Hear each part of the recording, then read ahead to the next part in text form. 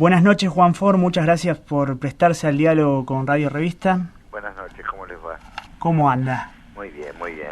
Juan, leíamos en el artículo que escribió para Radar, para Páginas, hace algunas semanas, algunas anécdotas, algunas historias que lo vinculaba a Tomás Eloy Martínez, y en una de ellas queríamos preguntarle si es cierto que cuando lo conocieron en el 87, usted y Rodrigo Fresán, de alguna manera ese encuentro fue con alguna crítica al estilo de una de las novelas de Eloy Martínez, como fue la novela de Perón. Bueno, en realidad creo que Fresán lo conocía de chico porque la familia de él estuvo exiliada en Venezuela en la misma época que Tomás estaba allá. Ajá. Pero cuando éramos muy jovencitos con Fresán, decidimos entrevistarlo a Tomás después de que saliera la novela de Perón y llevar el reportaje a Clarín.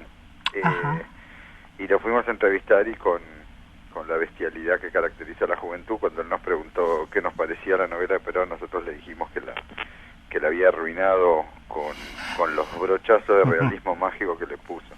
Ajá. Y para nuestra sorpresa, se cagó de risa, y fue como que había como un nivel de franqueza. Tomás era un tipo extremadamente hábil en la conversación. Cuando quería ser diplomático era Mister Diplomático, cuando quería ser intrigante era Mister Intrigante, y el nivel de franqueza que conseguimos en esa charla de jovencito fue como, yo creo que la marca que tuvo toda la relación con él posterior. Después él lo llevó a Rodrigo, cuando él fue a hacer Primer Plano, lo llevó a Rodrigo como su segundo, el suplemento literario de Páginas, el primer suplemento. Exacto. Y después, a mí cuando me tocó trabajar con él en Planeta, también lo mismo, era como que ya estaba legitimado ese nivel de franqueza, o sea, era difícil decirle una barbaridad peor que la que le habíamos dicho en aquel momento. Esa de arranque, nomás. Sí. Y otra de las anécdotas que está muy interesante, que cuenta en la nota, tiene que ver con lo que fue la publicación de Santa Evita. Me gustaría que nos cuente con un poquito de detalle, porque usted en ese momento era editor de Planeta y bueno, fue el primer libro que contrató, algo así. Yo cuando tenía 29 años, o sea, yo trabajaba en MC, empecé a trabajar de cadete y a los 26, 27 años fui ascendiendo y conseguí, trataba de convencer a los de MC que publicaran literatura argentina. Y ellos, que habían publicado a Borges, no les importaba publicar a nadie, la verdad. Pero cuando salió la novela de Perón por entregas, en El Periodista se interesaron. El hijo del dueño, que se llamaba Bonifacio del Carril, que había sido canciller argentino y era un personaje de la derecha histórico, pero al mismo tiempo presidente de la Academia de la Historia, y había escrito varios ensayos sobre Perón él, y pensamos que a lo mejor, porque una de las características de Tomás es que no era peronista Tomás. Exacto. La manera que tenía de acercarse al fenómeno peronista era muy particular. Y creímos con el hijo que íbamos a convencerlo al padre de contratar, ingenuamente, yo tenía en ese momento 23, 24 años, de que iba a llamarlo a Tomás Eloy Martínez y lo iba a convencer de que publicara en MC. Después, cuando se lo contaba años después, él me decía, ¿vos te imaginás a mí publicando en MC, que acababa de volver del exilio? Entonces había editoriales que pegaban mucho más que MC, que había estado completamente a favor de la dictadura. Claro. Pero bueno, entonces a los 29 me hicieron una propuesta de pasarme a Planeta. Por primera vez en mi vida podía publicar los libros que quería en vez de tener que pedir permiso, y lo primero que hice fue llamarlo a Tomás. Me dijo que tenía este libro que él quería escribir un libro sobre Eva, ya nos había contado en aquel reportaje, pero que el libro estaba varado y que había devuelto un anticipo a la editorial Alianza porque no lo podía terminar. Y yo le dije, a mí los de Planeta me habían dado un presupuesto grande, y me acuerdo que tenía $50.000 y con 25.000 contraté más o menos 20 libros, y con los otros 25 contraté Santa Evita. Una apuesta fuerte, el 50% del presupuesto. Y fue el primer libro que contraté efectivamente, y el último que publiqué antes de irme, 6 años después. Claro. Es increíble cómo fueron cómo transcurrieron estos 5 años, según contás en la nota, y nos gustaría que nos detalles un poquito, porque realmente estaba muy varado la escritura de Tomás. Sí, lo que pasa es que Tomás tenía una admiración tan enorme. Hay dos tipos que lo marcan a Tomás para siempre, que son García Márquez y Borges.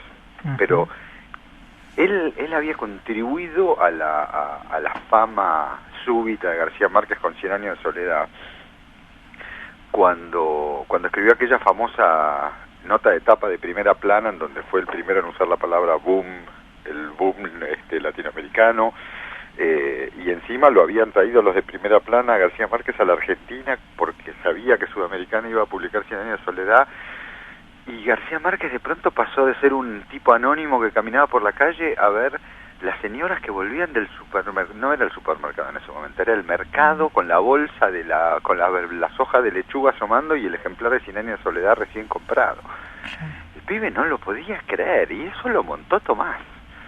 Entonces Tomás tenía una relación con García Márquez, con el universo así desatado, visual y sensorial de García Márquez, que yo creo que tiene que ver con su naturaleza tucumana. Los norteños son, retóricos como los caribeños. Sí. Y por otro lado tenía esta fascinación con la palabra justa y la respiración geométrica de Borges. Y cuando se ponía a escribir, para mí se bandió siempre para el lado de la adjetivación frondosa y que ablandaba, y por eso a él su oficio periodístico para mí lo rescata en Lugar Común la Muerte, lo rescata en los grandes momentos de la novela de Perón, y lo rescatan en Santa Evita. O sea, él siempre tuvo complejo de no ser escritor, de ser periodista, y sin embargo él es mejor escritor cuando usa su estilo periodístico. Esa es la gran paradoja de Tomás. Fue el primero, corregime si me equivoco, también en poner en tapa, en portada de una revista como primera plana a Jorge Luis Borges.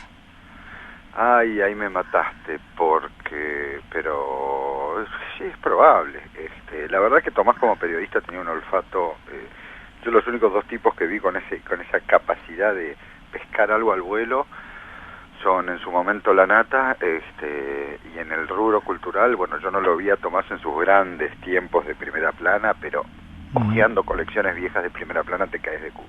Claro. Hay algo que dice Caparrós muy lindo en una de las despedidas que se escribieron, que una de las mejores es la de Caparrós, que dice que el gran mérito de Tomás en primera plana es que consiguió crear una primera persona del plural, es decir, una revista que estaba escrita un estilo que era el estilo primera plana, y ese estilo estaba hecho por todos los periodistas que escribían en la revista.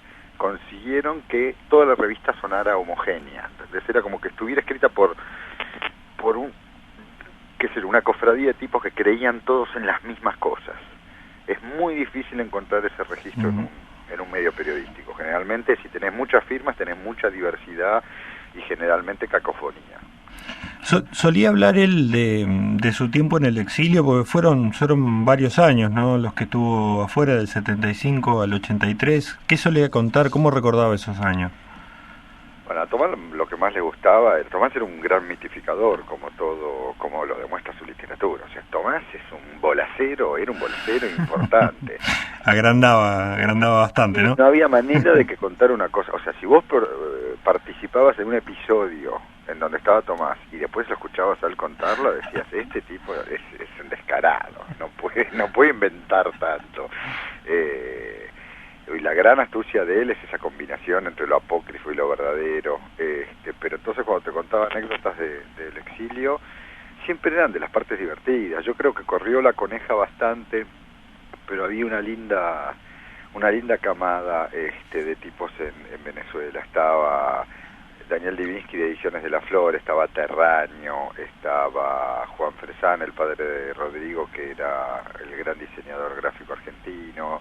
Había una pandilla que además muy rápido, un poco por los contactos con la editorial Monte Ávila y otro poco por los contactos de García Márquez, de Tomás con los escritores del boom, en particular con Fuentes y García Márquez, que ellos instantáneamente avisaron a los popes de la prensa venezolana y de la inteligencia venezolana: miren, acá estos tipos son tipos valiosos. También fue Juan Carlos Gené, el autor teatral.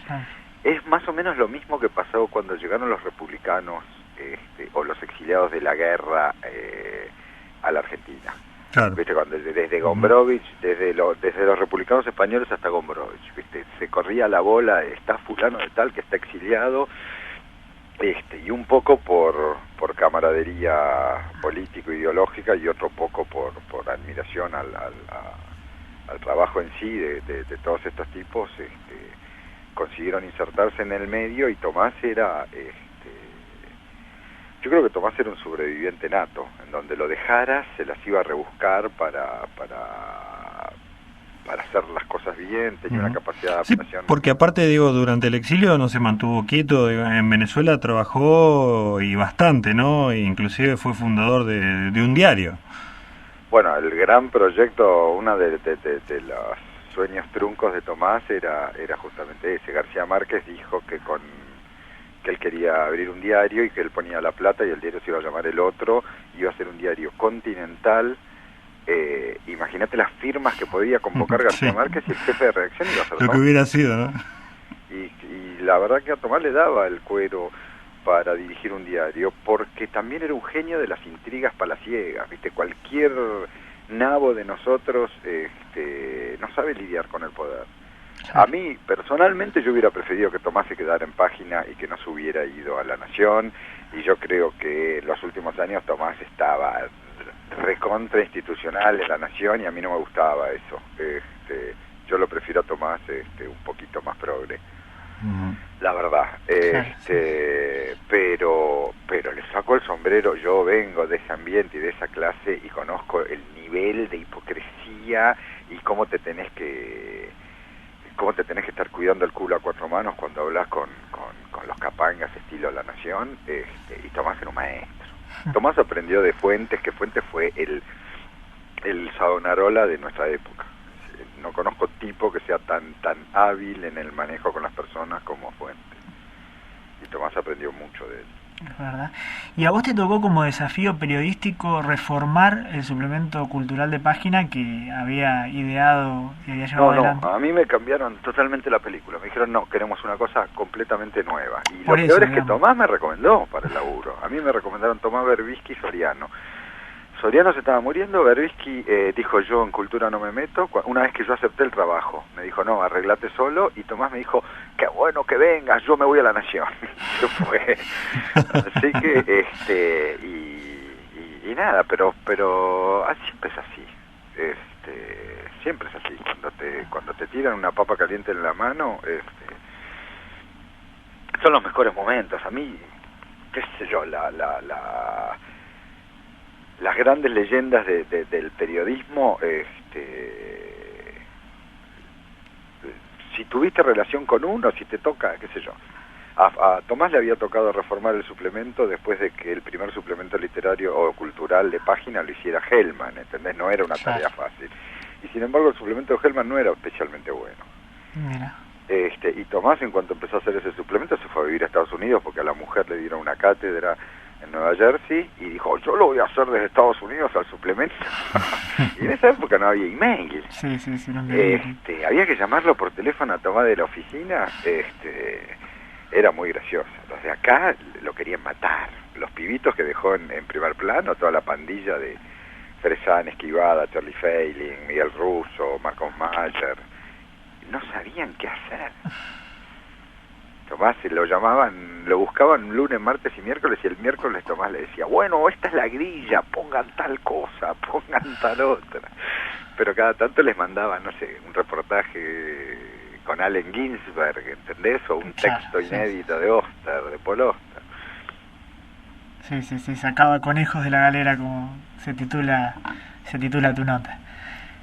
Bueno, maestro, te agradecemos mucho por contarnos estas anécdotas, la verdad que muy interesantes y lo pintan un poco de cuerpo entero a Tomás. Era un gran tipo, la verdad. y disfrutó un montón hasta que se murió.